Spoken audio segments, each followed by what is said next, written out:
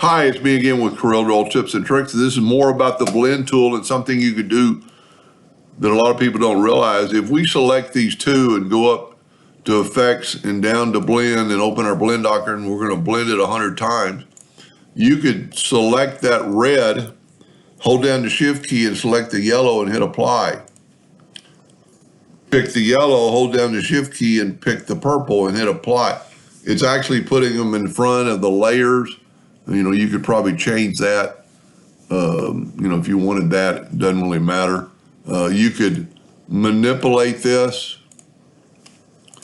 If you grab the whole blend and the other blend will follow it. So you could do a lot with this, if you wanted to really play around, because it's going to keep those blends together. Now you could still just grab that one and put it down and move it wherever you want it to. You could get a pretty cool effect. Anyway, just playing around, but just remember to select them both by holding down the shift key